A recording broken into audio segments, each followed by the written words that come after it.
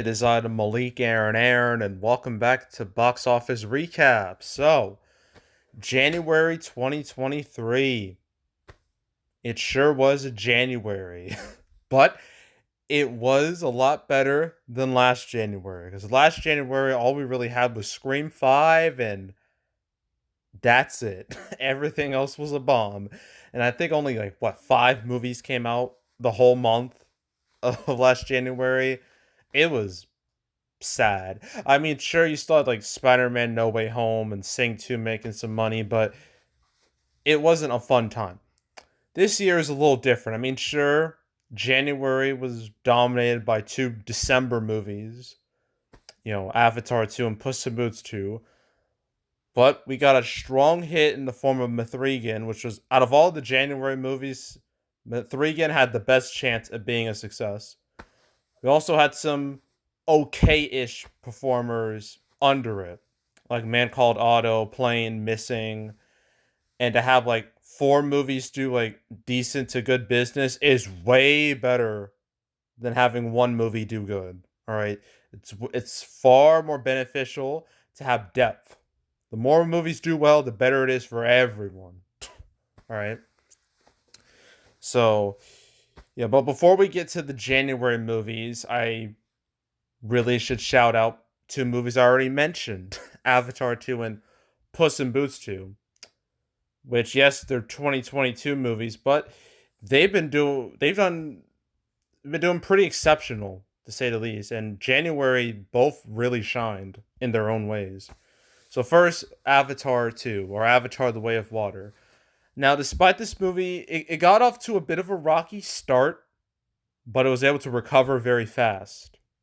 And throughout the month of January, it just dominated. Look at all these number ones. It was number one for 7 weeks straight, just like its predecessor, which is exactly what I predicted. I had a feeling this was going to happen. I didn't think anything in January was going to really beat it when it comes to opening weekend, or at least for weekend numbers, and I was right. It only lost the number one spot two times in the month of January. The first was the 6th, where it lost to Mithrigan's, opening day. And then I gotta go back. All right, the second time was like really late in January. It was due to a Bollywood movie, Pantheon. That. And but besides those two movies, it was just number ones, just everywhere, just constant string of number ones. Super impressive. And sure, it did not make as much as its predecessor. You know, part of me knew that was really like expecting lightning to strike twice. So, and besides, it wasn't that big of a drop off when compared to his predecessor. All right, it wasn't like a super catastrophic dip. All right, still made like 650 million domestic, 2.2 billion worldwide. Like, if you're calling that a flop or a failure, you are deluded. You are just wrong. So, yeah, and besides the box office results for this, I mean, not only is it the biggest movie of 2022 worldwide, domestically, number one still belongs to Top Gun Maverick, and I think that's going to stay true. um, but this movie also justified all those Avatar sequels. I mean, Avatar 3 was going to come out no matter how this movie did, but 4 and 5, the existence of those movies banked on the success of Avatar 2. And because Avatar 2 made money, well, Avatar 4 and 5 are going to happen pretty much. So, for all you Avatar fans out there, the 2020s are going to be a fantastic decade for you. Because you have a bunch of sequels coming up, with the next one coming out next year. So, yeah, and these numbers definitely prove once and for all that James Cameron is the undisputed king of the box office. No one can deny that anymore. No one can dispute that anymore. That is a cold, hard fact. All right, so that was Avatar 2. Now for Puss in Boots 2, which in some ways, its performance is actually more impressive than Avatar 2. Because, sure, Avatar The Way of Water is a sequel to Avatar, the biggest movie of all time. So you kind of expect that to make big money. Well, Puss in Boots 2, like, this came out 11 years after the first movie. I'm sure Avatar 2, it was like a 13-year gap, but again, Avatar, biggest movie of all time. Puss in Boots did good. It made like $500 million, but it didn't exactly leave a big impact on, really anything. It was just kind of an all right movie. So making a sequel 11 years later just felt very strange. And like on the surface, I thought this was gonna be just some lame cash grab sequel, right? That's what I thought. And its opening weekend was pretty bad. It wasn't good. It only opened with like 12.4 million. Its 5 day was 18 million, and I was like, oh my god.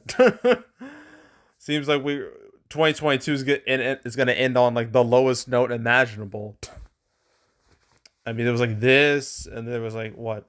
I Want to Dance with Somebody and Babylon. Those two movies were big bombs, especially Babylon.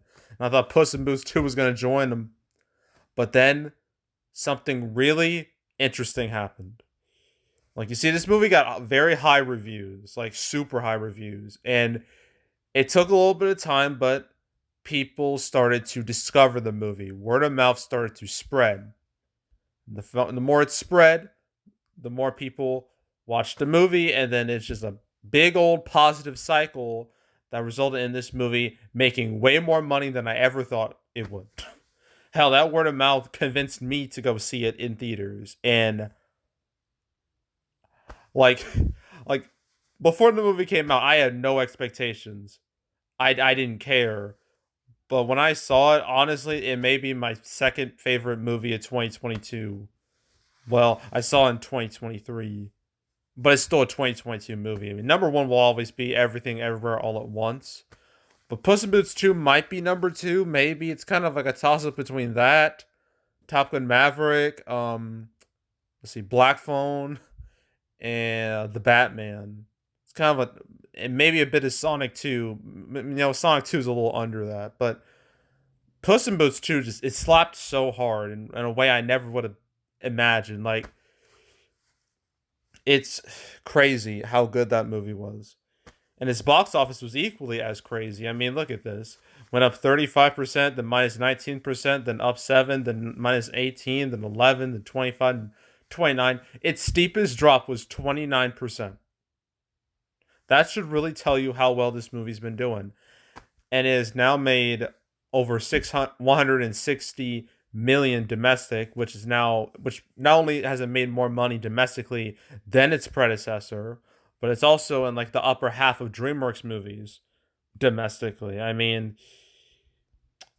we have Shrek 2, the four Shreks. And then you got How to Train Your Dragon, then Madagascar 3, then the first Kung Fu Panda, and then Monster vs. Aliens, then Madagascar, The Croods, Madagascar 2, Home, How to Train Your Dragon 2, Boss Baby, Kung Fu Panda 2, Shark Tale, How to Train Your Dragon 3, and then Last Wish. So its box office is ahead of Over the Hedge, Trolls, Megamind, B Movie, a whole bunch of movies. So The Bad Guys, it's way ahead of that. And it's going to very soon beat the total of How to Train Your Dragon 3 domestically. A movie that opened with 55 million. Okay, so Puss in Boots 2, despite opening with like 4.5 times less than How to Train Your Dragon 3, is going to beat it domestically. That's crazy. That is absurd to me. I never thought that would have. I didn't think that was in the realm of possibility, but it happened. So, yeah. Yeah, and I'm really glad to see it do so well because it deserves it. Like, it earned its success. And I'm really hoping, like, if DreamWorks, if they are truly making Shrek 5, they need to take, all the good stuff from Puss in Boots 2 and put that in Shrek 5. If you do that, then Shrek 5 could be your first $1 billion movie. All right? It could be your new highest grossing movie. I mean, that's what they need to do. So, because they teased Shrek 5, the end of Puss in Boots 2. They did. They teased it. And, yeah, now I'm kind of excited about the future of Shrek. And plus, DreamWorks had a really good 2022. I mean, The Bad Guys was a strong flick, and Puss in Boots 2 is probably one of the best movies they've ever made, like ever. So yeah, 2022, yeah, they demolished Disney. It is not even remotely close in terms of like competition. Like, yeah, Disney got bent in 2022. I don't think anyone's gonna deny that. So yeah, really glad to see Puss in Boots do well. Absolutely deserved it. But yeah, those are like the two big standout movies. Well, the standout holdovers in 2023. Kind of like what happened with, um, exactly what happened with Spider-Man: No Way Home and Sing 2. Same situation. So yeah. But enough about 2022 movies. Let's get to 2023 movies. And as usual, I'm going to be, comparing my own personal predictions to what actually happened because I find that to be fun. So, yeah. Let's start with Mithrigan or Megan, whatever you want to call it. This. So, I already mentioned this was like the one January movie that I thought could be a success. I thought could be a hit, and lo and behold, it was a hit. But it, even then, like, it did better than I thought because, like, I had a feeling this would be a hit for like several reasons. One, I mean, sure, January has a reputation of being a dump month where like studios throw out like really just trashy, like awful movies that they don't want, and they just throw it in January and hope they make a couple dollars. And sometimes it works, sometimes it doesn't. But that doesn't mean January is a death month. Like every movie in January is gonna fail. That's not true at all. Okay? Movies can make money in January. Hell, the biggest movie of 2020 was a January movie, and that was Bad Boys for Life. Okay? I mean, like, Scream 5 did really well last year. I mean, The Upside did really well in 2019. Paul Blart Mall Cop did well in 2009. Um, the Ride Along movies did pretty good. What else? Split did great in 2017. So yeah, it's not impossible for January movies, to be huge hits. And with Mithrigan, like it was a horror movie in January, and like the first weekend of the year, I don't know why. It's hard. I'm not exactly sure why this became a thing, but Hollywood really likes releasing horror movie at the first weekend of January, and sometimes it works out great. Like they can have like pretty solid opening weekends.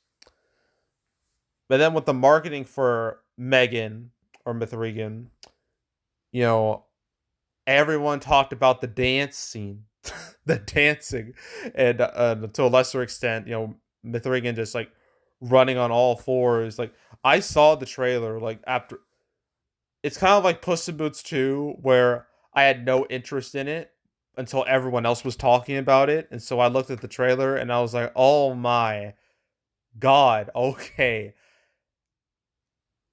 This might be something I need to see because it looks so goofy and ridiculous. And yeah, that definitely, I imagine the dancing, that's the reason why most people watched the movie. But surprisingly, like the week when it came out, it got really strong reviews. And I'm like, these are not the reviews that are associated with a January movie. So I thought that was really interesting. So like my prediction was like 20 to 30 million opening weekend, which was higher than like the industry projection of like 15 to 20. The total would be like 60 to 70 million. I thought, all right, seems reasonable. But then it went higher than that. It opened with like 30.4 million. So a little above like the highest of my expectations. I was like, oh wow, this is great. This is great for January. Then its legs have been like really good too. I mean, look at these drops: 40%, 47, 36, 39, 37. Hasn't dropped under above 50 yet, which is really something, for the genre. And I definitely, the main reason for that is definitely the word of mouth, being like so good. Like this movie, it should have been trash, but it wasn't. And I saw it, and it was like surprisingly like really good. Like it had a lot more weight than I initially thought when it came to like its story and themes. And yeah, yeah, and the thing is, like Universal, like they were contemplating on whether to have that dance scene like in the trailer or not. They were like, should we save it for the movie? But then they decided to put it in, probably because it would draw people in, and that's what happened. So that was a brilliant marketing move right there. Brilliant decision that paid off in dividends because it made like 168 million worldwide, made a big profit. It's going to get a sequel in 2 years, Mithrigan 2.0. So, yeah, undisputed success here. And a big 180 for Universal when it comes to like the beginning of January, because last year they started off with a disaster. That disaster being the 355, a total train wreck in every way possible. But here they got a bona fide hit, and yeah, yeah. So it was the big winner of January. I expected that to happen. I wasn't surprised that it happened, but I'm glad it did well. So yeah, congrats, Mithrigan. You are the winner of January by almost a country mile. It wasn't quite like the runaway hit like what Scream 5 was last year. Because there was a bit more weight to this January than last January. And you're about to see that real soon. So we're past January 6th. Now January 13th. A lot of movies came out, but only two did okay-ish. The others, oof. So let's begin. Devil Conspiracy. I had no idea this was a thing before it came out. So my expectations were like hella low. I was like, I don't remember, like 500,000 opening weekend or something, like 600,000. I don't remember. And then its total would be like less than 2 million or something. It didn't even get past one. It only opened like 439,000. Like, jeez. And then it just died immediately. Look at these drops. It didn't stand a chance. It only made like 765 million. No, not even 6 million. What am I saying? 765,000. There we go. Thousand. So yeah, absolute embarrassment. I wasn't surprised. This movie was on nobody's radar when it came out. And like when you fail to market a movie, then shit like this happens. You get low box office. What do you know? So yeah, not surprised no one watched it. It didn't do well. All right, so that's the first one. Next up is House Party. This was this is a weird one. This was like a part of Warner Brothers Discovery with David Zaloff. When he came in, like this movie was supposed to be on HBO Max. That was the initial plan, but when David Zaloff got in and the whole Warner Brothers Discovery merger happened, he decided he was going to take several HBO Max movies and make them theatrical because he thought the big screen needs more movies, and you know what? That's a noble thing, right? And it seemed like it made sense on paper to do it with a movie like this, but in reality, oof, it would have been better if it was on HBO Max because this movie tanked. I didn't expect it to do well anyway. I thought it would open with like 5 million, make like what 15 million total. It didn't even get past 10. It didn't even reach double digits. It only made like less than 9. That is pitiful. Absolutely pitiful. And compared to like the other House Party movies, because this is a reboot of those, it didn't even make as much as those. And these movies came out in the 90s. Like, look at these. Like 1926. These movies came out in the 90s. So in terms of inflation, it's a whole lot worse. So what went wrong here? What went wrong with this? I mean, I know they advertised it because they just bombarded YouTube with ads. They always do this. Although they didn't do it with Magic Mike's Last Dance for some strange reason. But yeah, no one gave a damn about this because, well, it wasn't like House Party was a big IP anyway. Okay, it was very like it was like a cult type thing, like a cult type follow. It had like a cult type following, and that's pretty much it. It never reached like mainstream status. And it also helped that the movie just looked bad from like the trailers and ads. It just did not look good. It didn't look very funny. It just kind of it's just one of those movies you look at it and you're just like, why does this exist? Why who asked for this? Who needed this? And the audience was just like, nah, I don't want to watch that. And then nobody did. So yeah. This was definitely a bust for Warner Brothers Discovery. Uh definitely a bust. Again, would have been better if it was on HBO Max. And I mean, but yeah, I mean, this is like one of three movies they wanted to go from like HBO Max to theaters. This is the first one. I know the next one was Magic Mike's Last Dance, which is doing terrible right now. That movie's also tanking. So they're 0 and 2 when it comes to this strategy. The next one is Evil Dead Rise, but that's not till April. We'll see how that goes. That should do better realistically, but I don't know anymore.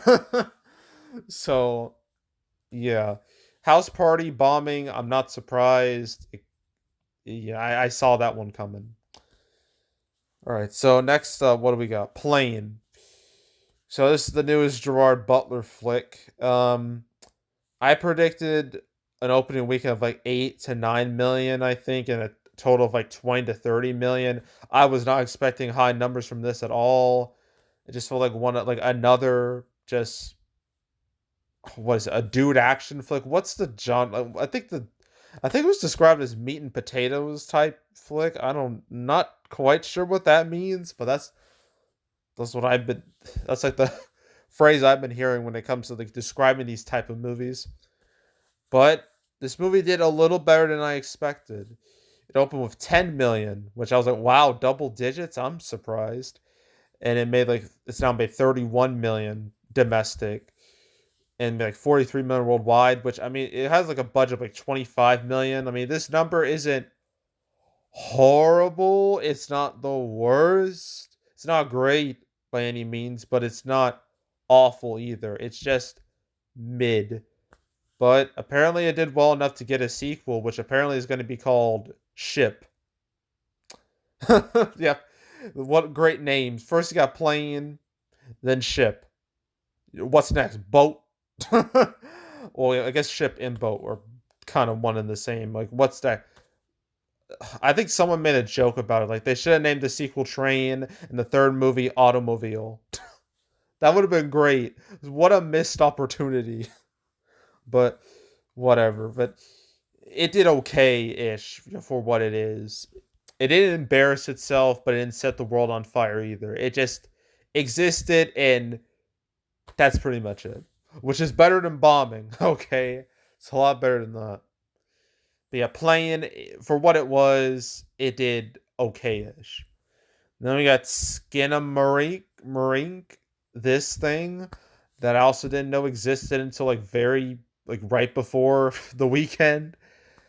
This I don't remember. Like this was like I guess an experimental movie in a way, like a different type of horror movie. I think it was compared like Blair Witch. And I didn't expect it to do great, and it didn't do great. I think I predicted like 500,000 opening weekend, but it did make 800,000, so that's something. I didn't predict a final total because I was literally so tired. I didn't care. So, yeah, but it made like 2 million. It didn't last very long. I didn't expect it to. But I mean, it did a lot better than Devil Conspiracy. I'll give it that.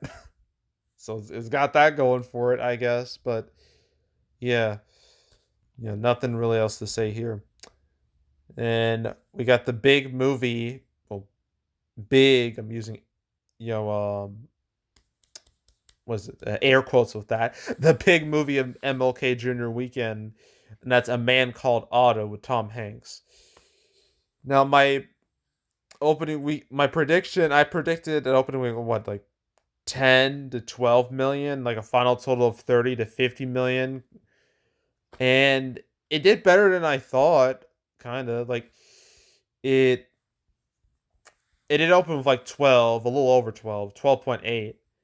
And it's had really good legs ever since, like 31%, 24, 36, 39, and has now made 58 million. So it shot past my expectations. I had a feeling this movie was going to have strong legs because of, the type of movie it is or the type of audience this appeals to. This obviously appeals to more an older demographic. That's not the type of graphic that usually rushes out to see a movie like us young people. Like obviously like young audiences, they rush to see a movie opening weekend and then they just disappear. But with older audiences, they kind of just they have more movies like that. They have more longevity usually, and it's definitely had longevity. And not to mention like Tom Hanks, he can still draw on moviegoers. He can still sell tickets. He's been doing that for decades at this point. So he's definitely still has some drawing power in order to a movie like this to make as much money as it did. Especially like adult movies have been doing awful, so bad recently, and this is like way above pretty much all of them in terms of box office. So, overall, I'd say this was a pretty solid run, nice solid run. Nothing amazing, but it did all right. It definitely did all right, and that's just good enough. So yeah, that was Man Called Otto. That was the whole weekend of January 13th. This was a nightmare to film. Like all these prediction videos, that sucked so bad. But yeah, ugh. So moving on, we go to January 20th, where things really slow down here, like to a significant degree. But we're gonna talk about Missing. This is like the last major-ish movie to come out in January. This was the sequel to Searching, which came out in 2018. And I predicted this would open with like, what, 8 to 10 million, something like that. It'll have a final total of like between 20 and 30 million. Like it might match its predecessor domestically. And that happened. I made it open with like 9 million and it's made like 27.8 million. So compare that to Searching, which made how much? 26 million. It surpassed it domestically, not worldwide though. So oof. But it really doesn't matter. It's not like these movies have like small budgets. Like Searching didn't even cost like $1 million. I'm pretty sure with Missing it's maybe it was slightly more expensive. I don't know. I'm gonna check off screen very fast. Missing. Missing. Where is it? Um, Only 7 million. Wow, that's a little pricier than I thought, but that's a that's a very low number. So Sony made like an easy little profit off this movie. They didn't have to try hard to make a profit. Um, so yeah, it did all right for what it was. So yeah, there's not much really to say, but it didn't embarrass itself. So there's that. And then we have this anime movie. That time I got reincarnated as a slime. The movie Scarlet Bond, one of the longest titles I've ever read in my life. Um, it released kinda. I don't know what I goofed very hard. I bombed on my prediction. You can't. I think I predicted like 5 to 6 million, less than 10. Oh boy, I was so off. It's unbelievable. It only made like 1.4 million. Apparently, it only played that weekend, and that's it because I haven't seen any other numbers from it. So, in terms of percentage wise, this is one of my worst predictions, like maybe ever. But can you really blame me? Like, you can't blame me too much. Anime is impossible to predict. Okay, you don't know if that audience is going to show up or not. It's kind of like faith-based movies where you don't know if that particular audience shows up or not. It's very much like a case-by-case basis. So they're not going to show up each and every time. So yeah, this was an L for me. um, and I guess the movie didn't do great overall. So yeah, no, nothing else to say about that. And we move on. Oh shoot, I think I went too far.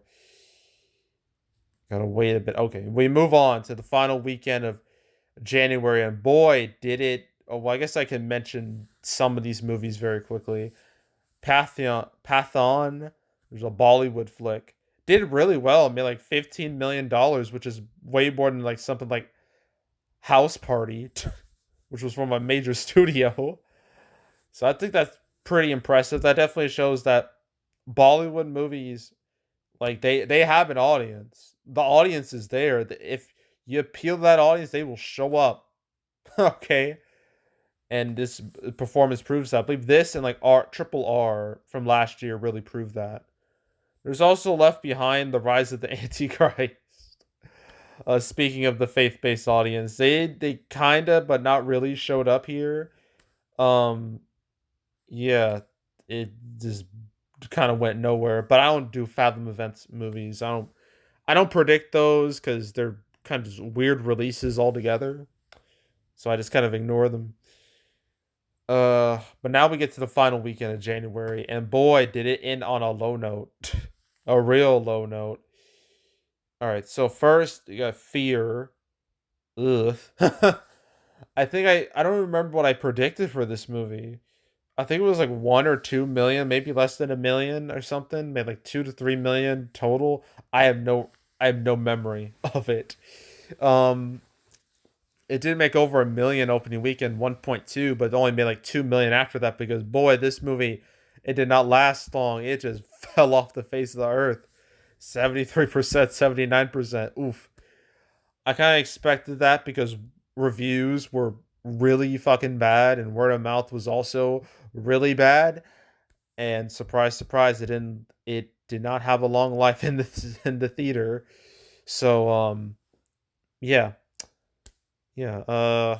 Nothing really to say. It looked like a bad horror movie, and turns out it was a bad horror movie, and everyone ignored it. So yeah, so we can move on from that. There's also Infinity Pool, another horror movie, although this one had more effort put behind it. Now, my prediction, I think I predicted like really low numbers. I think like what 1 to 2 million or something like that. Maybe like 1 million, maybe like a total of like 2 to 3. I don't remember, but it did do better than that. Up of like 2.5 million, and it's made like almost 5 million. So could have been worse, but yeah, this movie it did not last long either. Look at these drops. Oof. I mean, I wasn't expecting this movie to really um do that well. I mean, I know this is from like Brandon Cronenberg, who's like the son of David Cronenberg. Like initially, I was like, "Who the heck is Brandon Cronenberg?" But I found out, oh shoot, that's David Cronenberg's kid. Okay then. Um, but yeah, this movie was gonna be a hard sell for audiences, like a very hard sell. This movie has some content in it that makes it very NSFW. The whole movie automatically becomes NSFW. And yeah, just the content was gonna be a turn off for a lot of people, and yeah, surprise surprise, it like any fans who wanted to show up, they saw it opening day and then they just vanished soon after. So yeah, not super surprised, but it could have been worse. It definitely could have been worse. But I talked about another movie here. What was I don't think it's on here because I thought it was a wide release, but apparently it wasn't. So I kind of made that video for nothing. But I'm gonna talk about it anyway because I made the video. Women talking. That's what I covered. Yes, right here. I made a prediction video for this because I assumed It was opening wide. Look at this, 700 theaters. I thought, okay, that's wide. Apparently, I've been getting like conflicting information. But this, I made a prediction video for it. I think I predicted like $1 million or so dollars, and then it made like 4 to 5 million total or something like that. It made a little over under 1 million, and it's now made 4 million. So, yay, I guess. I didn't expect it to do well. Oscar bait movies have been a disaster, absolute disaster. There's not a single one I would call a hit. All of them have been bombs, and this just joins them. So, yeah. Ugh.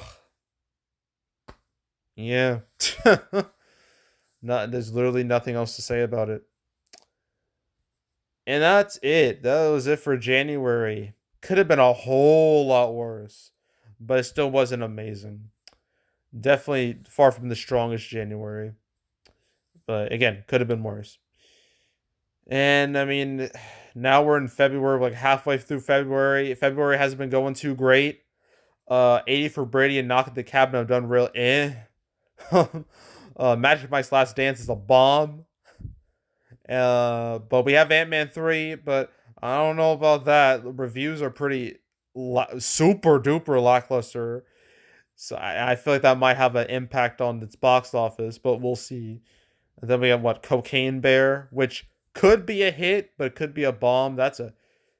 The pendulum can go either way with that.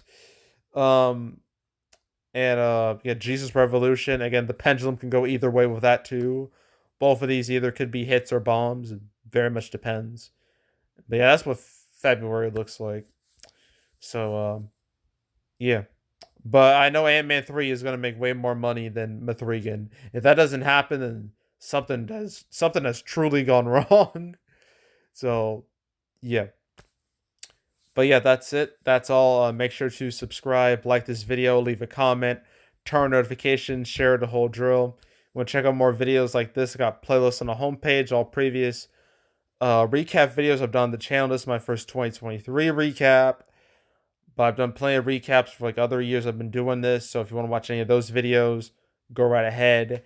There's also box office predictions where I predict box office for movies. I did prediction videos for pretty much every movie I talked about in this video. So if you want to watch any of those predictions, you can go right ahead, watch the look at the playlist. There's also the canceled series where I go over all the movies that were supposed to come out but didn't. Some of these movies I have covered. I know I covered Mithrigan. I know I covered House Party, Plane, A Man Called Otto, Missing, and is that it? I think I may have covered Women Talking, but yeah, that's really it. And plus, I just made a cancel episode yesterday, or I guess 2 days ago, as I'm recording this, about How to Train Your Dragon, the live action movie, getting a 2025 release date. Something that still baffles and perplexes me as to why it exists, but it's happening, whether we want it or not. So, yeah. But I've now made like 177 cancel episodes. So if you want to watch any of those episodes, or if you want to binge them all from beginning to now, I highly encourage you to do that. So go do it. And yeah, that's it. That's all. I'm out. Goodbye.